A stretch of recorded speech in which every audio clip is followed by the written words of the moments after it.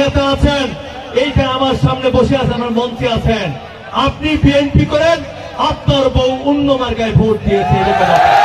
কৃষকদের 10,000 কৃষি ঋণ সুদ মওকুফ করব। আমরা প্রথম ক্যাবিনেট মিটিং এ সেটা অনুমোদন দিয়েছিলাম। গত 10ই মার্চে আমরা ফ্যামিলি কার্ড উদ্বোধন করেছিলাম।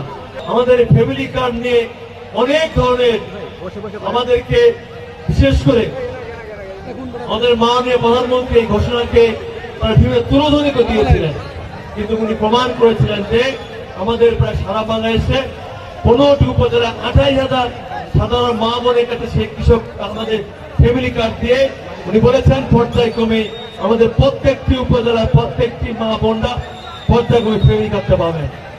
আমরা বলেছিলাম আমরা সরকার গঠন করলে আমরা বিশেষ করে ইমাম মুয়াজ্জিন এবং পুরোহিতদেরকে আমরা সেইখানে প্রতি মাসে মাসে আমরা সেই তাদের উৎসব ভাতা দেব। এটাও কিন্তু আজকে আমাদের মাননীয় প্রধানমন্ত্রী ঢাকায় সেটা আমাদের সারা বাংলাদেশ থেকে বিশেষ করে ইমাম মুয়াজ্জিন এবং পুরোহিতকে ডেকে নিয়ে সেইখানে কিন্তু উনি উদ্বোধন ঘোষণা করেছেন।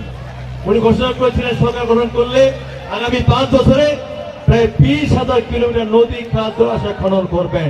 সেটা আগামী 16 তারিখ সারা বাংলাদেশে 54টি জেলায় একযোগে এই নদী খাল জলাশয় খনন পূরণ হবে।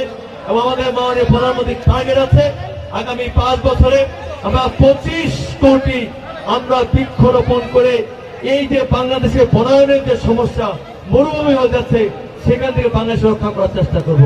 সাংগঠনিক বিষয়গুলো আমরা হাতে দিব এবং যে যে সংগঠনগুলো আমাদের দুর্বল, যে যে সংগঠনগুলো আমাদের বিশেষ করে আমাদের কার্যক্ষমতা নাই সেগুলো পুনর্গঠন করব।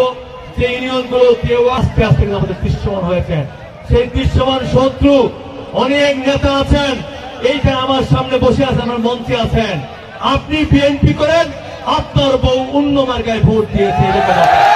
বিনয়ের সঙ্গে বলতে চাই আজকে আপনি আপনার সেই পদ থেকে পদত্যাগ করেন, নিজের ঘরকে ঠিক করবেন, তারপরে আপনি বিএনপিতে আবার ওই পদে পুনর্বহাল হবেন। নতুন সেই পদে আপনার থাকার কোনো যোগ্যতা নয়। আমাদের কাছে এই করতে চাই আজকে আমাদের প্রিয় নেতা আমাদের মাননীয় প্রধানমন্ত্রী তারেক রহমান, আমি আশা করব আমাদের ভূমিকাতে বললে হবে না, আপনি সহজে নিজে তাদের কাছে প্রাণ দ্বারা অভিনন্দন শুভেচ্ছা জানাচ্ছি।